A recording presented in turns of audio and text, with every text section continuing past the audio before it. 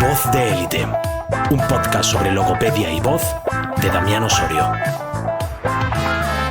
Estamos otra vez aquí en Voz de Élite, hoy estoy con Patri Ferro. Tenía muchísimas ganas de verdad de entrevistarte. Cuando empecé el proyecto sabía que tenía que contar contigo. Encantada. De verdad que te tengo, es de esas personas que transmite una luz.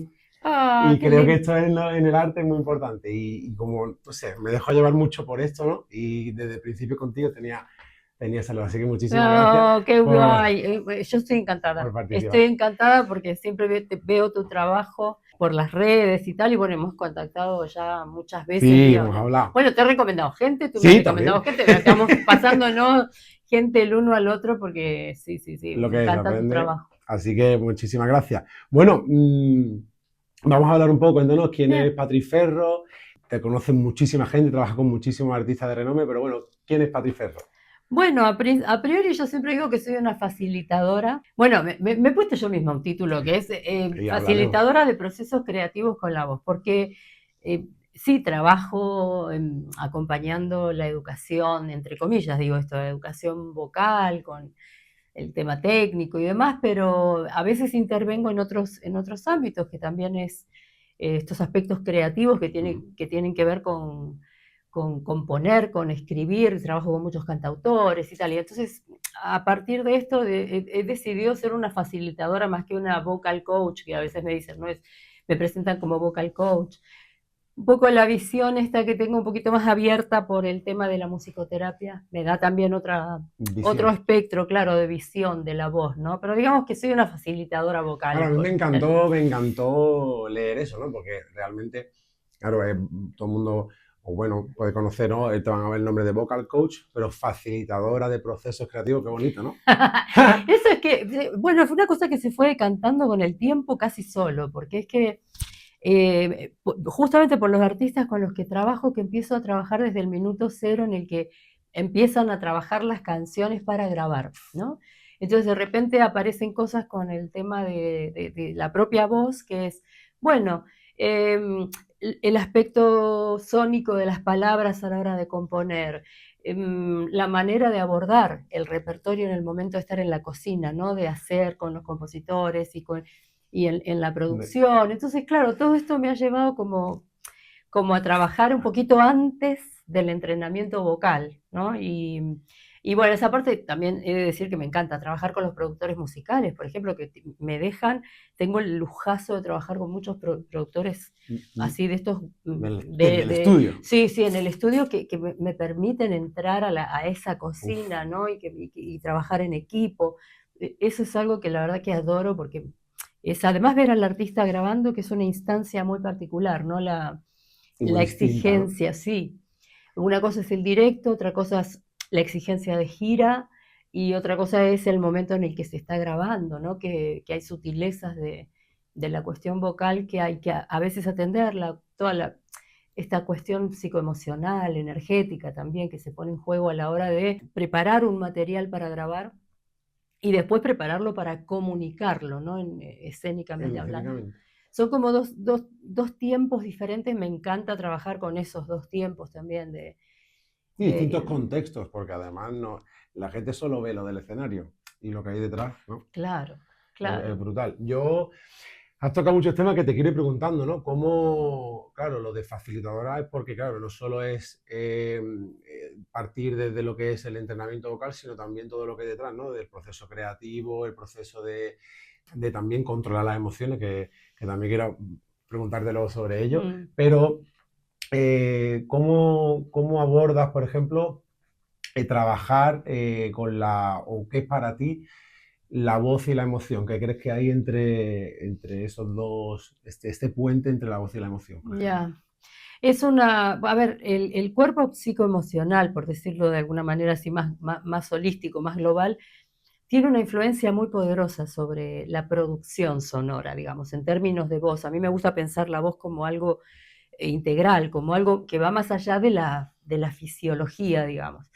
La fisiología en ocasiones se ve afectada por el cuerpo psicoemocional que por lo que sea nos plantea desafíos, ¿no? Entonces, en ocasiones yo observo y detecto rápidamente que algunos déficits desde el punto de vista fisiológico tienen una raíz más psicoemocional, más somática que fisiológica propiamente dicha, ¿no? Entonces ahí es cuando me gusta trabajar en colaboración y en equipo con los logopedas, porque el sustrato, digamos, emocional, a veces incluso interfiere en el trabajo de, por ejemplo, de rehabilitación, porque es algo que genera mucho estrés en el artista de me voy a quedar sin voz, o no puedo, no llego, los tiempos de tratamiento son estos, y yo tengo que ir a grabar y tengo que una gira. Entonces, es como ese soporte que ahí sí que un poco tiro de esta formación que tengo como musicoterapeuta, para observar que el cuerpo psicoemocional tiene que ser igual de observado a la hora de trabajar la voz que la propia fisiología, ¿no? Y tiene una influencia poderosa, porque de hecho la voz es el instrumento más emocional que existe. O sea, no hay filtro, incluso porque la voz provoca en resonancia, provoca emoción en el que está escuchando y tal. Entonces esa ida y vuelta tiene una influencia muy fuerte sobre el artista también. Entonces el artista está equilibrado psicoemocionalmente, probablemente tenga menos interferencia, digamos, de ese cuerpo, o esté un poco más contenido desde ese punto de vista. Tiene una... Pues yo tengo que tener esto muy en cuenta y me gusta. Primero porque alguien que vive de la voz y la pierde, ya está jodido. Sí. Y me viene gente que está muy triste. Ya. Y está muy triste / desesperada. Ya. Cuando hay diagnósticos inciertos, cuando tienen que afrontar, porque para mí no es lo mismo rehabilitar una voz que no puede parar, como has dicho, que está en gira. Ya. O sea, decir, tío, yo no puedo parar y yo tengo el estudio pagado. O sea, yo tengo que grabar y estoy dando conciertos. Y estoy jodido, ayúdame.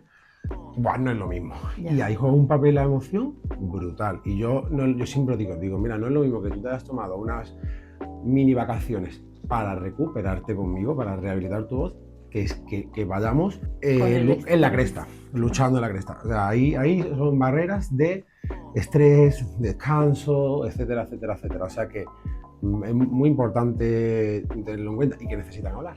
Claro.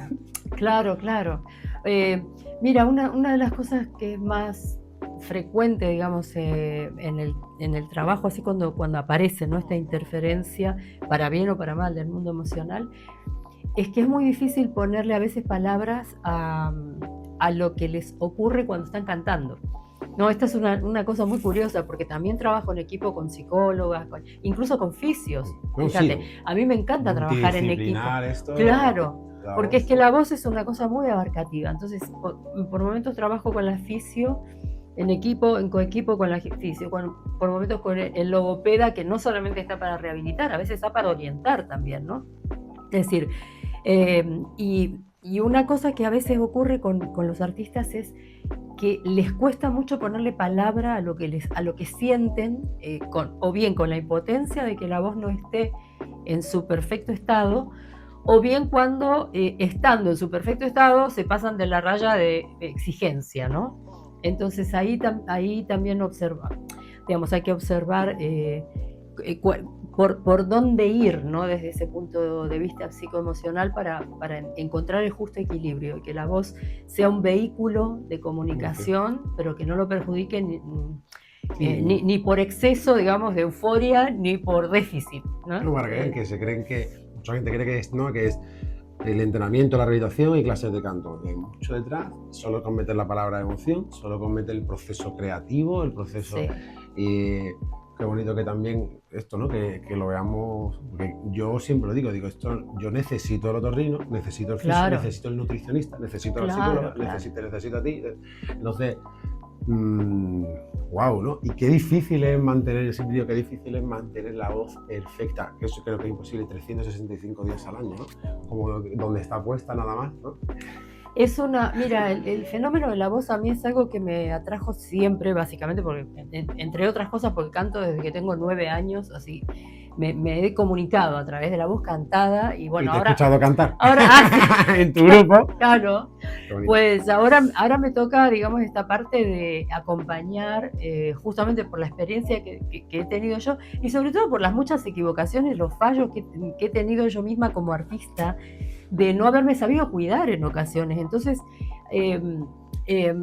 una cosa que siempre se pone de manifiesto con este fenómeno que a mí me encanta, ¿no? Que es el fenómeno de la voz en su más amplio espectro, es que es muy abarcativo de muchas cuestiones de la existencia humana, por ejemplo, los cambios que se producen a lo largo de toda una vida. Es decir, las experiencias vitales de un ser humano, en este caso un artista, tienen una fuerte influencia sobre su forma de relacionarse con su voz.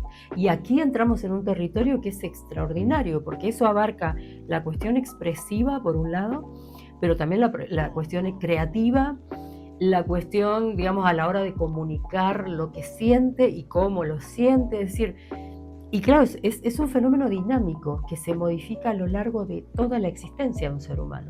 Es decir, hay una cosa que nos pasa, ¿no? A las mujeres ya que pasamos la barrera a los 50, que es que nos entra como esta cuestión del duelo de ese sonido tan precioso que teníamos a los 20 y ahora tenemos que readaptar nuestra visión de cómo es nuestro sonido ahora, ¿no? Validando toda esa experiencia vital y al mismo tiempo a las chicas más jóvenes ver como sacar, digamos, este manto de terror que acontece de cuando tenga la menopausia, no voy a tener la voz, no sé qué. Quiero decir, es un fenómeno muy dinámico. En el caso de la voz femenina se da, esa conciencia es fundamental, porque nosotras tenemos 30 días en los que vamos cambiando prácticamente cada día, ¿no? Nuestra relación con la voz. Entonces, porque nuestro sistema hormonal y emocional, que van casi en paralelo, produce cambios muy sutiles, por un lado, y que hay que validar, ¿no? Hay momentos en los que la voz está, o sea, se niega, se protege, decide no salir, pero no tiene que ver con la fisiología en ocasiones, no esto. Entonces, a mí me gusta el fenómeno de la voz porque al final termina siendo un camino de autoconocimiento muy profundo. Y esta es la parte que más me gusta, ¿no? Porque incluso la creatividad tiene que ver con ese autodescubrimiento, con esa posibilidad de conocerse, ¿no? Como ser creativo, ser humano y ser comunicador, ¿no? Por supuesto, como ser social. O sea, entonces... Que ya no es solo los cambios a nivel de experiencia vital, no hay, lo bonito de lo que más me gusta de esto es que no hay dos voces iguales. Eso es lo más maravilloso.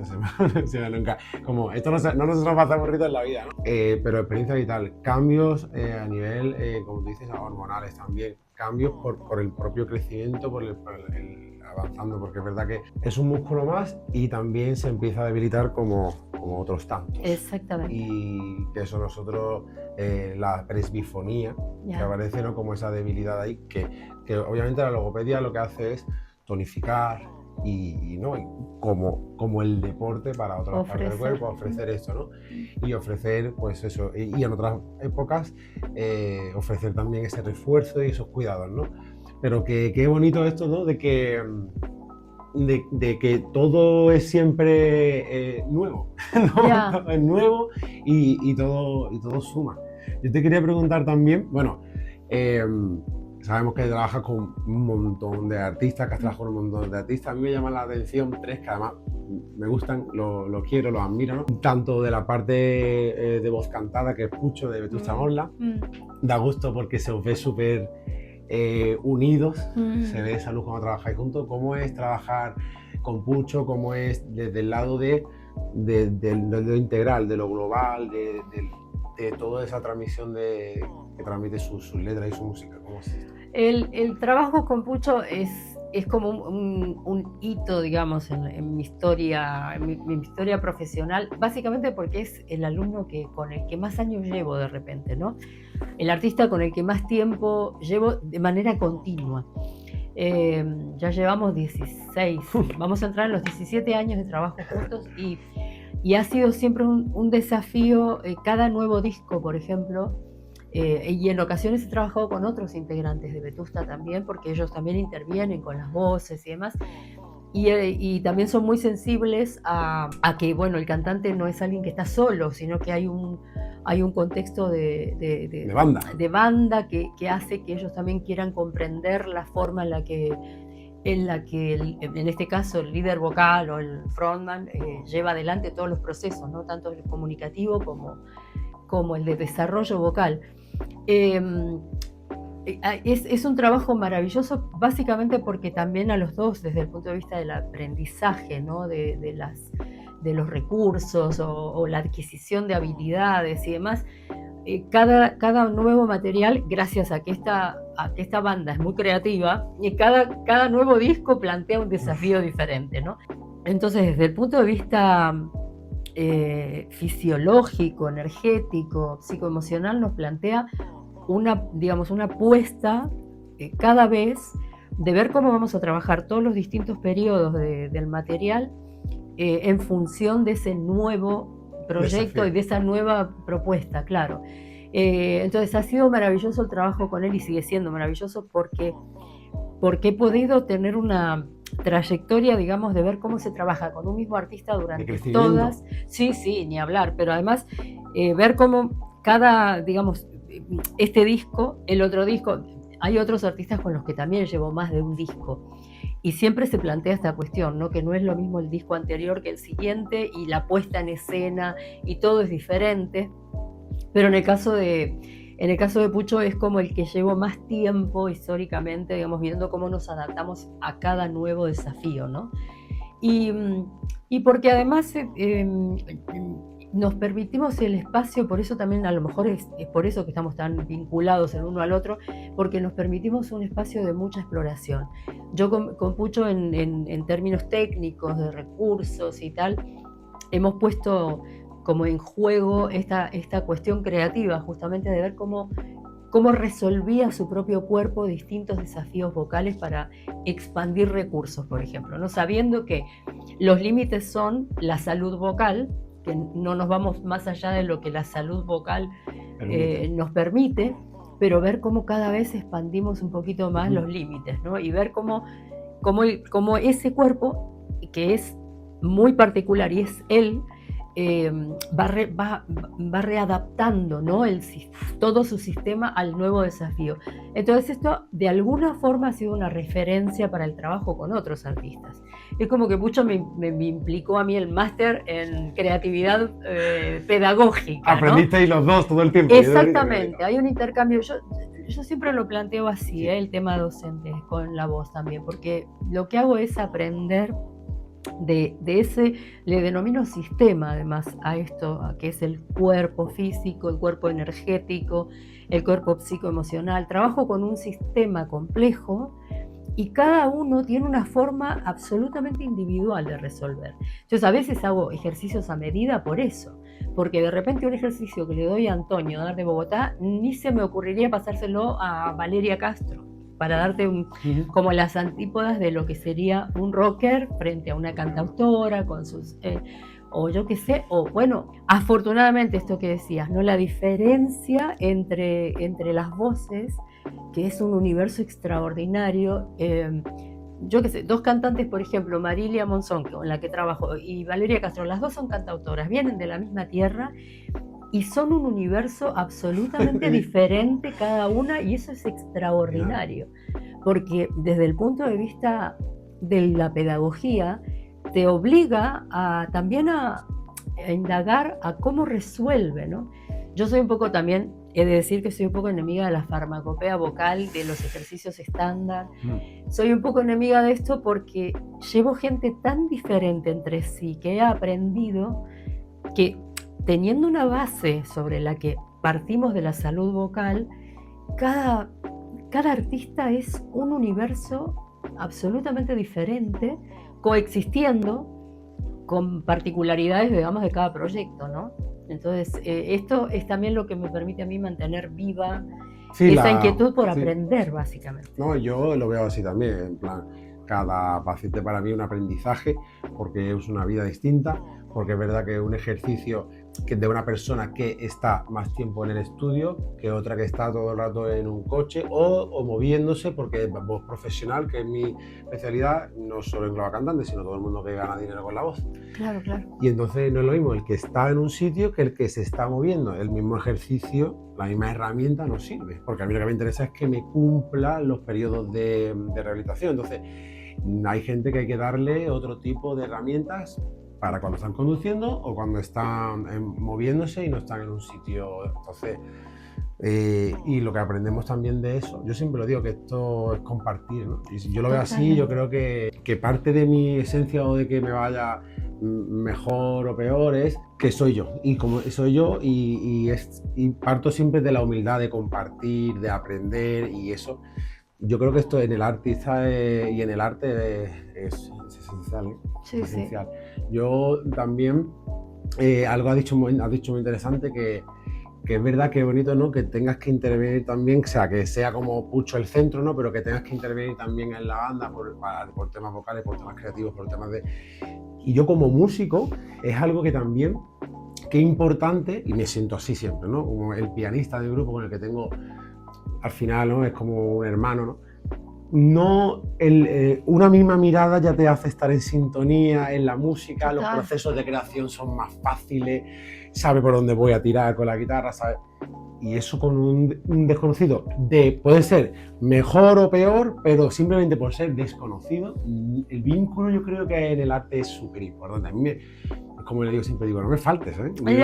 Te quiero siempre pianista por el vínculo, porque lo disfruto más que si tuviese que tocar cada día con un pianista distinto, por ejemplo, ¿no? Yeah. Entonces, qué bonito, ¿no? Porque, ¿verdad? Y otra vez volvemos a la emoción, ¿no? El vínculo de la banda, el vínculo... Sí, no, ahí la energía emocional es poderosa. E incluso, mira, en una época, en uno de los discos que trabajé con Joel López, Joel tuvo la generosidad en ese momento de decir, bueno, vinieron todos los de la banda. Incluso los que no cantaban intervinieron. Claro. Y hicimos un trabajo maravilloso con ellos, que era como, bueno, enterémonos todos de cómo es esto de trabajar la voz y el cuerpo y ver la energía que circula alrededor de lo que siento y de lo que me pasa con la voz, para que la música esté inmersa, ¿no? Porque también el tema de la cuestión vocal trasciende a veces digamos, la información de la música. Entonces ahí el cantante necesariamente tiene que estar vinculado a lo musical, porque si no, no puede, o sea, no puede... No es banda. No es banda, claro. Pero a veces los músicos, hay, en términos de composición incluso, ¿no? Cuando los músicos cantan creativamente, pasan cosas muy distintas. Interesantes, claro, porque también componen desde otro lugar. He tenido compositores maravillosos que no se dedican a cantar. Mira, en el caso de Nico Casal, que es un compositor extraordinario, maravilloso, hace bandas de sonido para películas, hace música instrumental, y él decidió trabajar su voz con el propósito de entender un poco cómo era esto del cuerpo sonando, para que eso también lo influyera desde el punto de vista compositivo, creativo, ¿no? Y bueno, se animó también a cantar en un espectáculo en donde él había hecho la banda de sonido para bailarinas. Eso me encantó, eso sí, precioso. Un trabajo maravilloso que él se desafió a hacer como compositor incluso, ¿no? Descubrir cómo era esto de sentir la voz, ¿no? De dejarse sentir. Claro, y eso es algo que desde el punto de vista musical, creativo, es un proceso maravilloso. Cuando el artista que no canta se deja, ¿no? Por la voz, es fantástico. ¿No? Eso es algo de lo que aprendemos mucho también. Y curiosidad tengo también, ¿vale? Pasamos al lado de voz interpretada, que es la otra persona que la verdad que la sigo desde Aquí no hay quien viva, la que se vecina Eva y Santa, Alex O'Doherty, otro que también tiene. ¿Cómo es tu trabajo con la voz interpretada, con la actriz y el actor? Wow, es interesantísimo ese trabajo. He aprendido muchísimo con ellos, ¿no? En el caso de Alex O'Doherty, fíjate qué interesante, el trabajo con él ha sido fabuloso porque, por un lado, él con la bizarrería sus canciones y todo el descubrimiento, Claro, digamos, también, de su estilo, además, de su forma de hacer música, porque él es muy único. personal a la hora de hacer música. Y a la vez eso hacerlo convivir con, en aquel momento de Hole, que él era el maestro de ceremonia. Y entonces había días que tenía doblete incluso. O sea, terminaba con The Hole y tenía concierto con la Bizarrería. Fue extraordinario porque ahí sí que combinaba un poco el trabajo técnico de voz hablada y voz cantada. O sea, hacíamos coexistir un poco con Eva y Santa lo mismo, ¿no? Ver cómo llevábamos al territorio de la voz cantada aquellas cosas que primero había que cuidar en la voz hablada, ¿no? Entonces, sí que ahí a veces cuando trabajo con actores, en ocasiones empiezo un poco más por lo que yo llamo el envase, ¿no? La carcasa, que es como la fisiología, por una cuestión de cuidado, digamos, de salud, fundamentalmente para que tengan que acudir al logopeda solo a revisarse y no a rehabilitarse, ¿sabes? Mejor prevención. Claro, porque en ocasiones la voz hablada a veces genera mucho más desgaste que la voz cantada. Esto es muy curioso. En los actores a veces se da este fenómeno de que cantando se cansan menos que con la voz hablada. Fíjate, esto es algo que aprendí trabajando con cantores cantantes que el uso, ¿no? Hay un punto en el que integrar la cuestión técnica entre la voz hablada y la voz cantada lleva un trabajo específico. Entonces, por ejemplo, todo el sistema articulatorio, resonancial, la optimización de toda de este sistema, digamos, a lo mejor lo tienen muy aceitado en la voz hablada, ¿no? Pero no lo integran en la voz cantada, o al revés. De repente hay una función óptima en la voz cantada, pero resulta que, por ejemplo, cuestiones tales como siempre que puedo trato de inspirar por la nariz, ¿no? Por ejemplo, en la voz cantada va como un violín, en la voz hablada estamos haciendo fuerza en la respiración. Entonces digo, a veces como que hay que hacer un trabajo de integración y un poco en esos términos, fisiológicamente hablando, con los actores que cantan o los cantantes que actúan, suelo darle un poquito más como de atención, ¿no? Porque obviamente hay una doble función que es muy exigente. Y luego, desde el punto de vista psicoemocional, obviamente hago una parada de mucha atención, porque un actor, al final una actriz, es alguien que está prestando sus propias emociones a un personaje que tiene que definir sónicamente, además, ¿no? De repente un personaje que hace una actriz o un actor tiene una forma de hablar, tiene una manera de expresarse sónicamente hablando, y esa exigencia la tiene que llevar a cabo, aunque no sea lo suficientemente correcta o fisiológicamente saludable. Sí, este actor, este personaje pide esto. Pide esto, ¿no? Y entonces ahí es como que, bueno, ahí le intento prestar mucha atención, y a veces también tiro de esto de, bueno, habrá que trabajar en equipo con un logopeda que asesore, que cuide también toda la cuestión de la voz hablada. Claro, obviamente, ¿no? Después de, sí. Imagino, después de todas estas capas que has dicho, importantísimas y geniales, ¿no? Muy curiosas, obviamente también te tienes que agarrar en caso de, por ejemplo, no sé, de Eva o de otra actriz o de otro actor, en el guión in situ, ¿no? Supongo también, ¿no? También. Llega un punto que es, ¿no? Ya, justo el personaje, justo con el guión, ¿no? También, y luego el tema de la experiencia, digamos, porque claro, la voz cantada tiene algunos imponderables tales como el tema de, bueno, relacionarse con los aspectos musicales de la voz, ¿no? La afinación, la entonación, el oído musical propiamente dicho, el oído relativo, es decir, todas estas cosas que un cantante maneja habitualmente con mucha versatilidad y demasiado, claro, es una cosa muy cotidiana. A veces en los actores no es algo que esté tan ejercitado.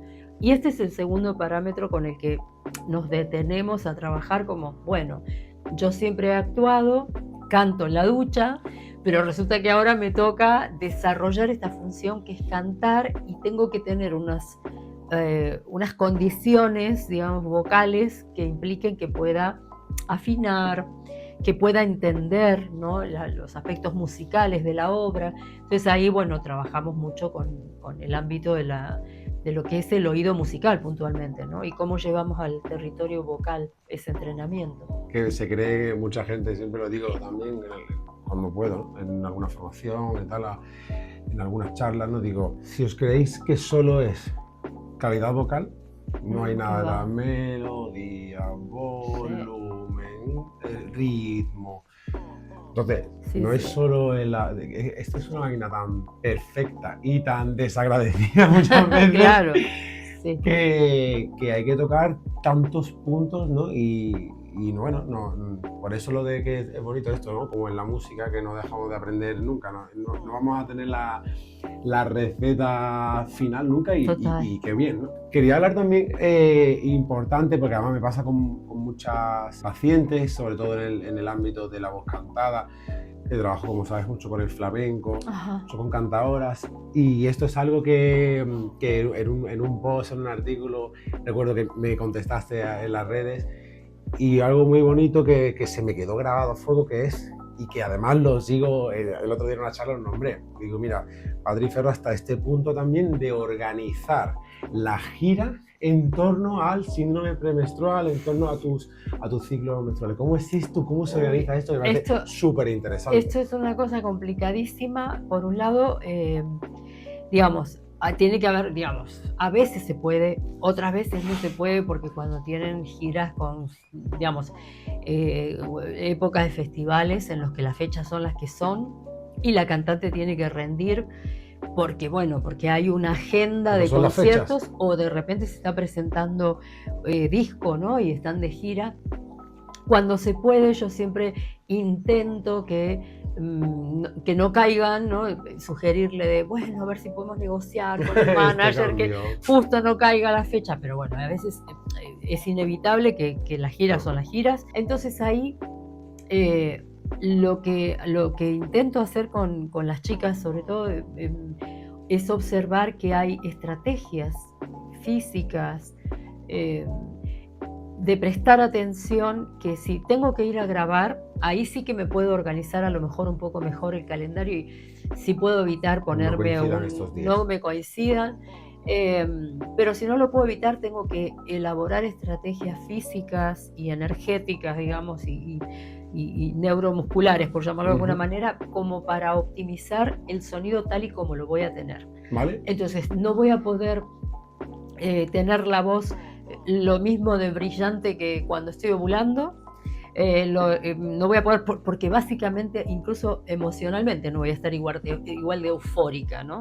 Entonces, esta cuestión física que atañe a la cuestión del síndrome premenstrual, con todo lo que ello implica, y la hipotonía que se genera a nivel corporal y tal, requiere que tiremos de otras cosas que no es necesariamente la musculatura laríngea, ¿no?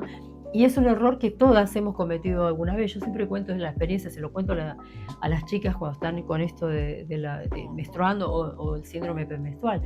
En una gira que vine, yo todavía vivía en Argentina, ¿no? Vine a cantar a Italia, y me acuerdo que mi sensación era de estar subiendo el Everest, ¿no? Mientras cantaba. Cansancio. De un cansancio agotador, y no era porque no tuviera técnica, no era porque no hubiera hecho todo el calentamiento que se suponía que tenía que hacer.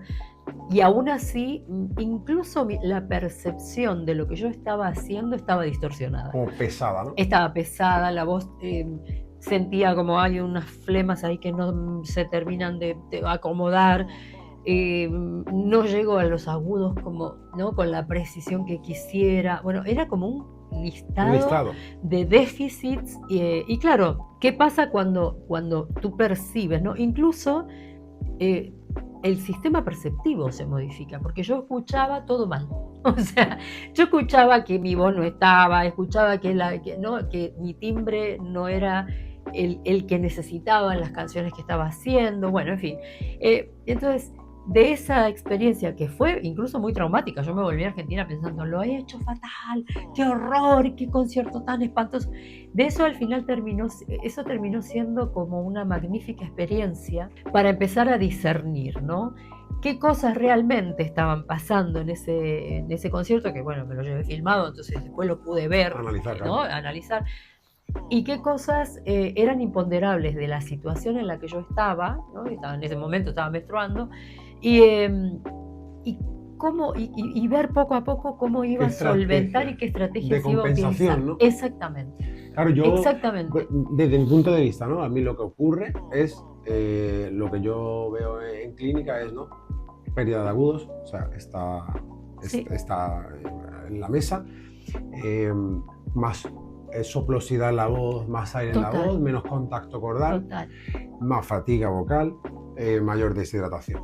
Sí. Entre otros, ¿no? Yo veo eso. ¿Cómo compenso yo? Bueno, pues le digo, mira, tienes que hidratarte más, beber más agua, el uso del nebulizador. Ya. No hacer el entrenamiento sin empujar, sino llego hasta aquí cómoda, porque entonces, esas son mis estrategias, ¿no? ¿Puedes comentar alguna de tus estrategias? Mira, una cosa que aprendí con una maravillosa maestra en Argentina que se llama Iris Iñazú, una grandísima maestra que ha sido docente durante muchísimos años y que ha formado a muchas docentes. Fíjate, ella tiene una particular manera de forjar personas que después pedagógicamente llevan a cabo la función de dar clases. Algo que yo aprendí con ella era, justamente por estas cosas que me pasaban, en aquel momento yo estaba en activo cantando mucho, es que ella me decía, cuando la capacidad muscular, ¿no? El tono muscular o el equilibrio tónico se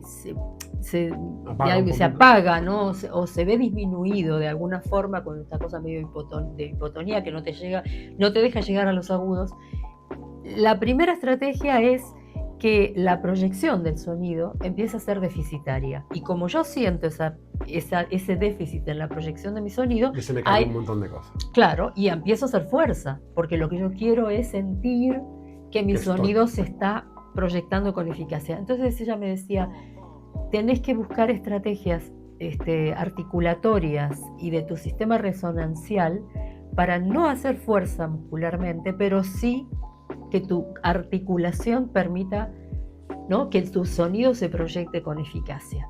Porque entonces eso te permite tener un feedback mejor de tu sonido sin esfuerzo muscular. Entonces, a partir de ahí viene todo el trabajo del buen pedagogo vocal que dice, bueno, si esta mujer ahora tiene que solventar esto en esos días premenstruales en los que va a estar hipotónica, se va a sentir ese aire, ¿no? Esa hipotonía cordal y tal, ¿qué ejercitación le puedo ofrecer para que optimice su función articulatoria y resonancial?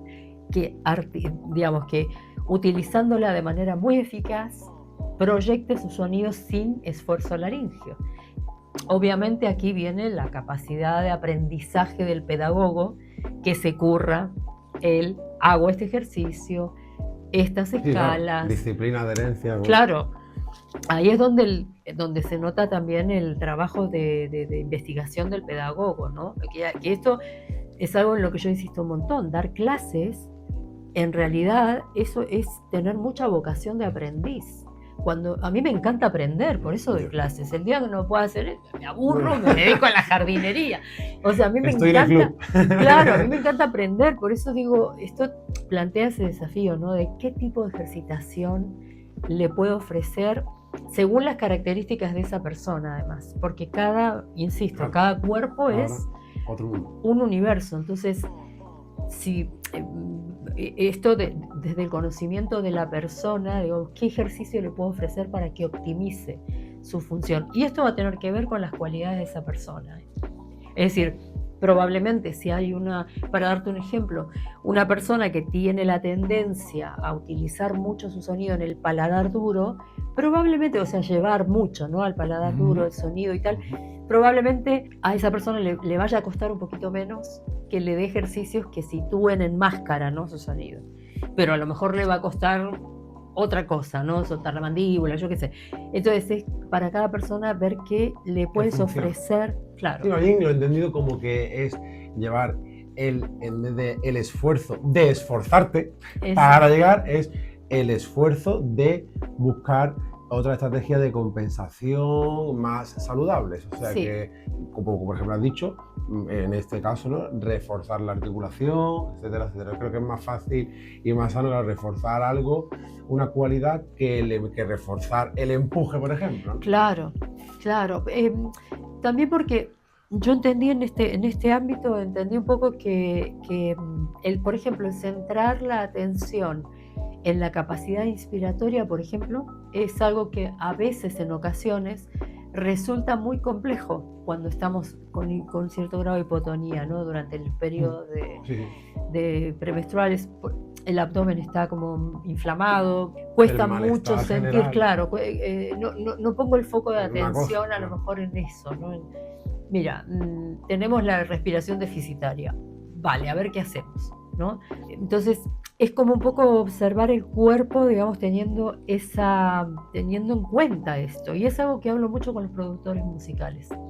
Porque también es esto, ¿no? La pregunta de, ay, ¿por qué hace una semana grabamos estas voces? Ahora tiene que hacer los coros y le sale aire por todos lados, no afina, ¿qué le pasa? Y probablemente Por esté... cierto, ahí he visto que también, por Juanjo Martín, lo conocía, Antonio Escobar, Ajá. de Ricardo Montoya, ¿no? Que has trabajado ¡Ay, con Ricardo sí! Montoya y Antonio Escobar. Claro, claro. Y digo, wow, súper productor. He Súper estado en la grabación de Ricardo, sí, sí, wow. de este último Y material. Antonio Escobar lo he seguido por Juanjo Martín, el pianista. Tiene un Buah. estudio maravilloso, sí, sí. No veas Es un cómo ocurra, ¿eh? maravilloso. Así que, no, y qué importante al final el montón de profesionales. Yo me he quedado toda la tarde contigo ahí Ay, hablando, sí. pero tienes Y que yo dar, también, tienes que sí. dar sesiones. Sí, Me ha sí. encantado entrevistarte, me ha encantado Qué conocerte. lindo, sí, a mí también. Espero que sea la primera de muchas. Ojalá, Porque bueno. qué gustazo hablar contigo Y qué desde la lindo, experiencia. pues qué lindo esto de que hagas esto, qué buena Sí. iniciativa. Enhorabuena por Muchísimas esta iniciativa. gracias por participar, por estar aquí, por dejarme venir aquí a... No, a ti por tu generosidad, por querer compartir con nosotros este podcast. instante. Patricia Ferro y nada, espero que lo disfrutéis muchísimo. Gracias. Muchas gracias, muchísimas gracias. Voz de Élite, un podcast sobre logopedia y voz de Damián Osorio.